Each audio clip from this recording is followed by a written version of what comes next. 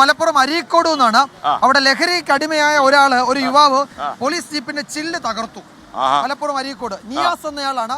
അയാളെ പിന്നീട് പോലീസ് പിടികൂടിയിട്ടുണ്ട്. അയാളെ പിടികൂടാൻ ശ്രമിക്കുമ്പോൾ അയാൾ പോലീസിനെ ആക്രമിച്ച് രക്ഷപ്പെടാൻ ശ്രമിക്കുകയായിരുന്നു. ആ വാർത്തയുടെ വിവരങ്ങൾ വിപിൻ സി വിജയൻ മലപ്പുറത്തു നിന്ന് നൽകും. വിപിൻ, എന്താണ് ഈ മലപ്പുറം അരീക്കോട് സംഭവിച്ചത്? അതിന്റെ വിശദാംശങ്ങൾ ലഭ്യമായിട്ടുണ്ടോ? വിവരങ്ങൾ എന്തൊക്കെയാണ് വിപിൻ? ഇയാള് കത്തുകാട്ടി ഭീഷണിപ്പെടുത്തെന്ന് പറയുമ്പോൾ അപകടകാരിയാ വിപിൻ. അതെ, വളരെ അപകടകാരിയാണ്. ഇന്നലെ രാത്രി ഒരു 10 മണിയോട് കൂടിയാണ് ഈ സംഭവം. അതായത് കിണറടപ്പ് എന്നുള്ള ഒരു പ്രദേശത്ത് ഇയാൾ ഈ ലഹരി ഉപയോഗിച്ചതിന് ശേഷം കത്തി കാട്ടിയ നാട്ടുകാരെ മുഴുവൻ ഭീഷണിപ്പെടുത്തുകയായിരുന്നു. ഇയാളെ തടയാൻ ശ്രമിച്ച ആളുകൾക്ക് നേരെയൊക്കെ കത്തിയുമായി ആക്രോശിച്ച് ചെല്ലുകയും ചെയ്തു. അങ്ങനെ ഒരു നിലയ്ക്കും നാട്ടുകാർക്ക് പിടികൂടാൻ കഴിയുന്നില്ല, ഇയാളെ അടിച്ചമർത്താൻ സാധിക്കുന്നില്ല എന്ന് കണ്ടതോടുകൂടിയാണ് പോലീസിൽ വിവരം അറിയിക്കുന്നത്. അങ്ങനെ അരീക്കോട് പോലീസ് എത്തിയപ്പോഴേക്കും ഇയാൾ സമീപത്തെ മെമ്പറുടെ വീട്ടിൻ്റെ ഭാഗത്ത് ഒളിച്ചു നിൽക്കുകയായിരുന്നു. അങ്ങനെ പോലീസ് എത്തി സംസാരിച്ച് ഇയാളെ മയപ്പെടുത്താം എന്ന് കരുതിയപ്പോൾ പെട്ടെന്ന് തന്നെ പോലീസ് ജീപ്പിന്റെ മുകളിൽ കയറുകയും മുൻവശത്തെ ചില്ല് ചവിട്ടി തകർക്കുകയും ചെയ്തു.